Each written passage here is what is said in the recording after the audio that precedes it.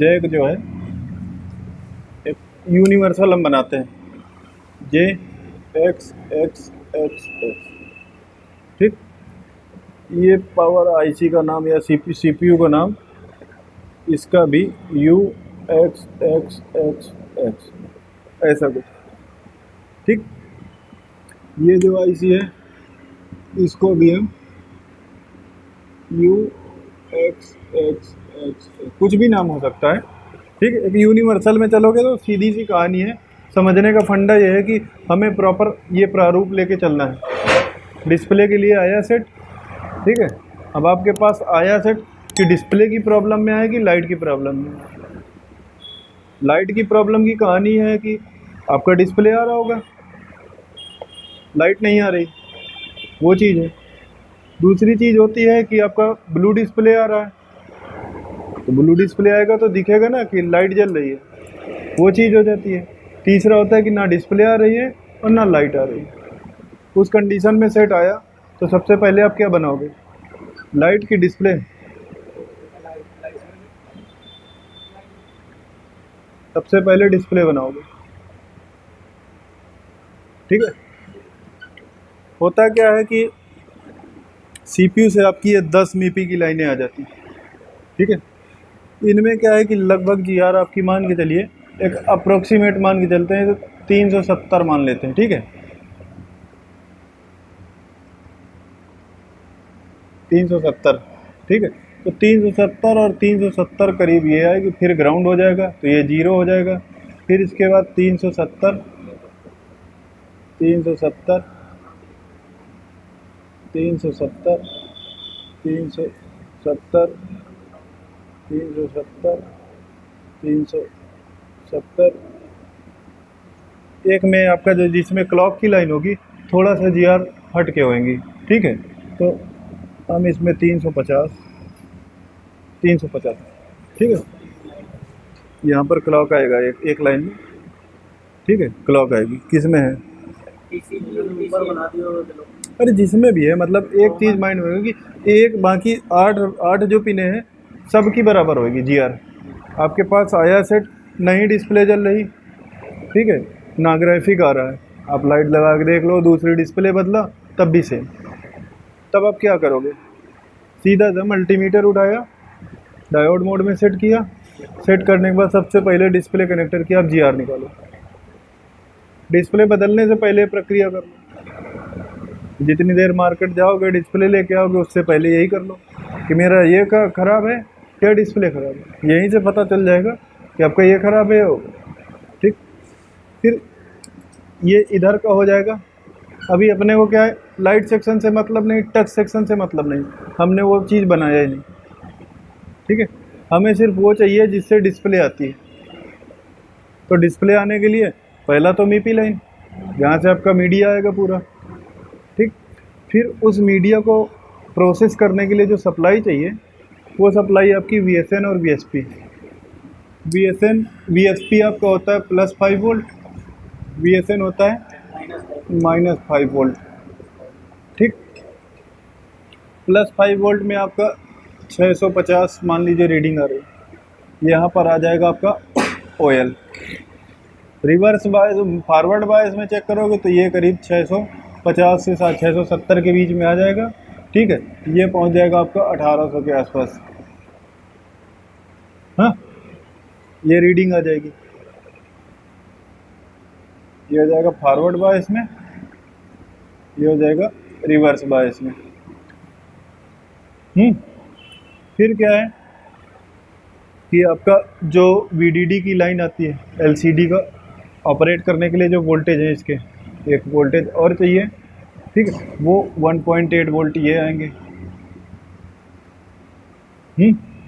तो यहाँ पर भी आपकी जीआर 630-20 के आसपास आ जाएगी, 630 क्या और कम ही आएगी, मान के चलो ये आ जाएगी 540 मान लो, ठीक है।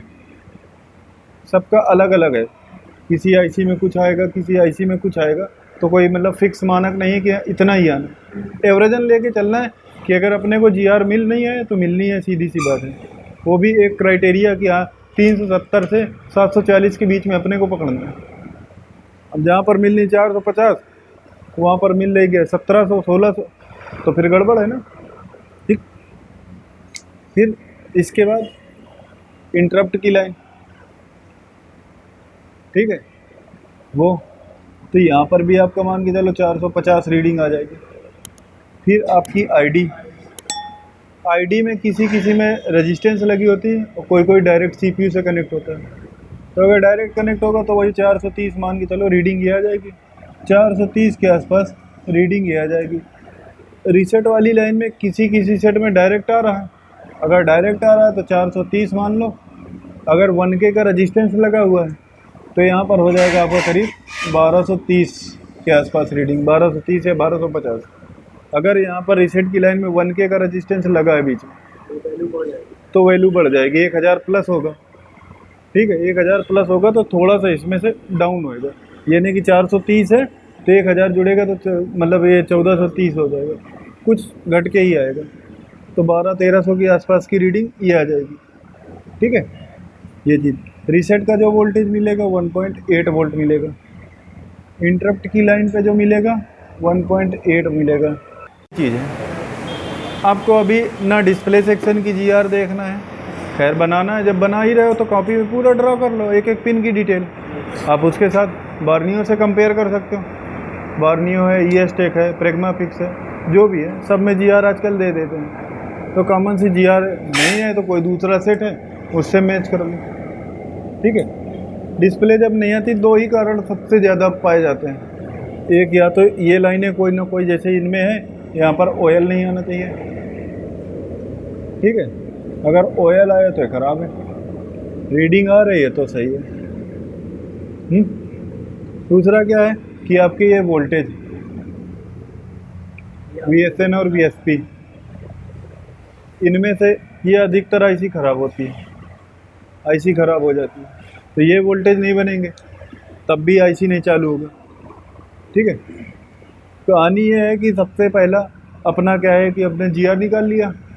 अब जीआर निकालने के बाद हमको क्या करना है, सेट चालू करना है।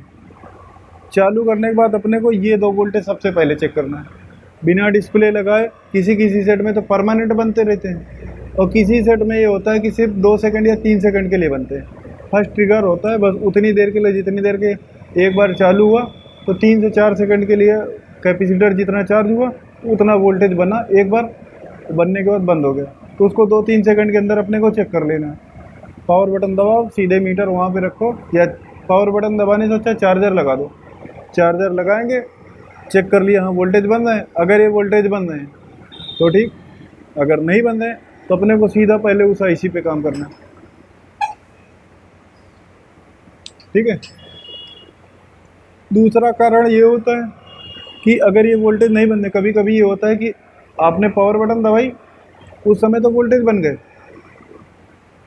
थोड़ी देर में वोल्टेज चले गए, आपने आईसी बदल ली, कॉइल बदल ली, सारे कैपेसिटर बदल ली, फिर भी सेम। ठीक है, तब क्या होता है कि हो सकता है डिस्प्ले ख़राब हो आपकी, हो सकता है कि डिस्प्ले ख़राब हो, या फिर ये जो आपकी आईडी वाली लाइन है ये सीपीयू से वहाँ तक ब्रेक हो। ये क्या करता है, सीपीयू तो एक प्रोसेस पूरा फॉलो करता है। आपने डिस्प्ले लगाया तो आईडी वाली लाइन से सीपीयू को पता चलेगा कि हाँ डिस्प्ले लग गई। डिस्प्ले लगेगी तो I2C कम्युनिकेशन उस आईसी पे जाता है, SDA और SCL, तब वो आईसी प्रॉपर अपने प्रोटोकॉल पे रन करती है। जब वो रन करेगी तो यहाँ पर वोल्टेज आएंगे, ये वोल्टेज आए तो डिस्प्ले चालू होगी।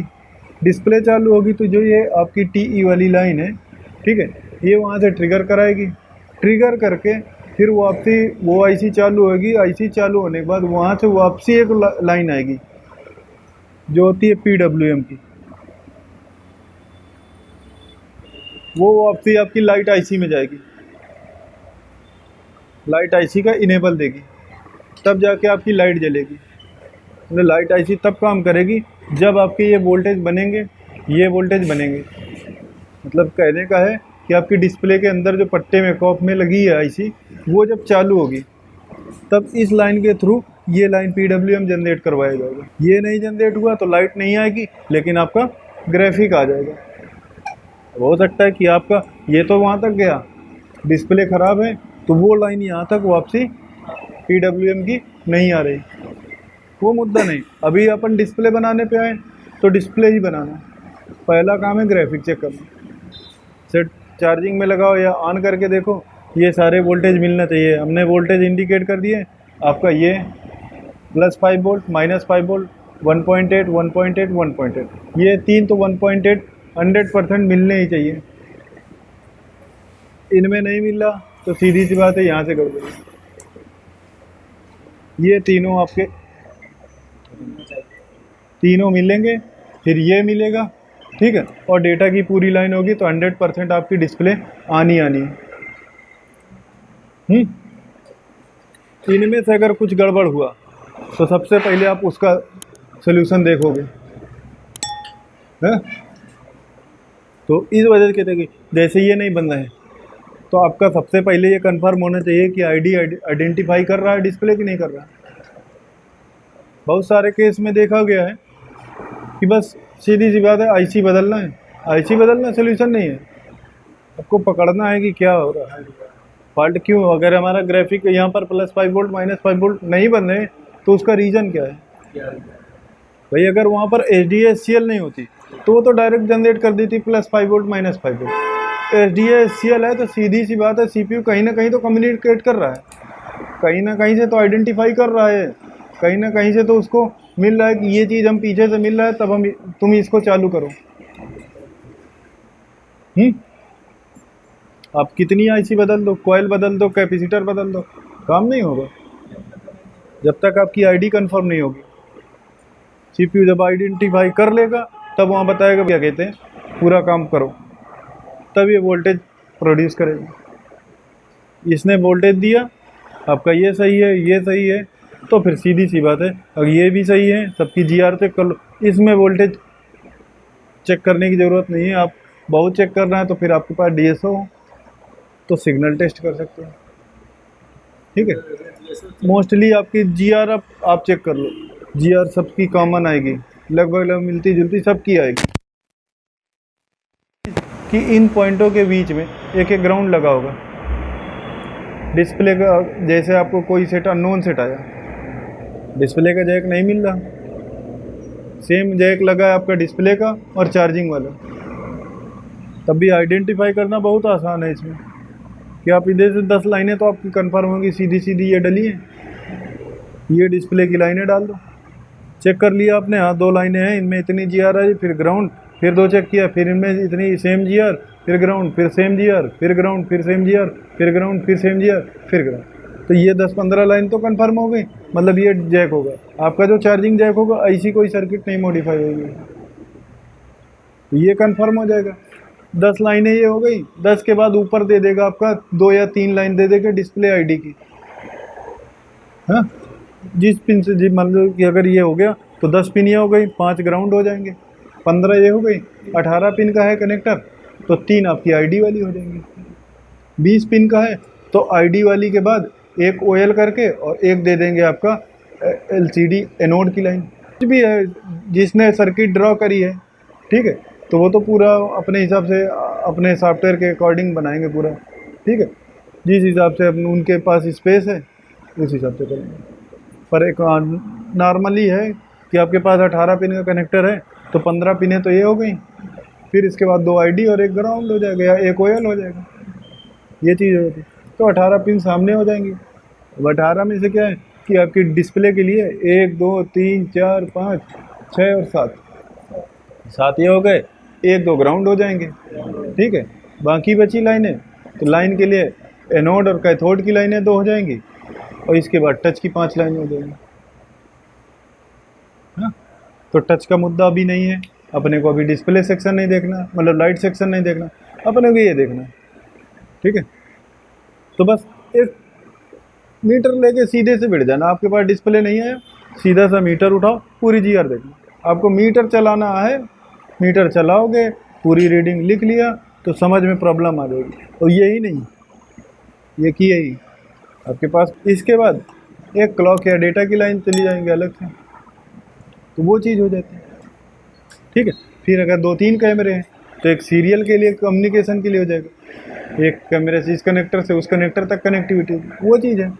पर आप जी आर निकालोगे तो सीधी सी बात है कि हमें जी आर देखना क्या है, जी आर ये देखना है कि ये जो लाइनें आ रही हैं ये पीछे किसी आईसी से कनेक्ट हैं, अगर कनेक्ट हैं तो सीधी बात उस आईसी की यहाँ पर जी आर आनी ही चाहिए, नहीं आएगा तो सर्किट ओपन है, चाहे ये आईसी हो चाहे वो आईसी हो चाहे वो, ठीक है। अब इसमें जैसे हैं तो इसमें ओएल है तो क्यों ये रिवर्स बायस में लगा, इसमें प्रॉप पलट लेना है, प्रॉप पलट लोगे तो जितनी रीडिंग इसमें होगी 10-20 का अंतर करके इधर रीडिंग आ जाएगी, प्लस वाले में बढ़ के आ जाएंगे, ठीक है। तो ये चीज़ आपका हो जाएगा।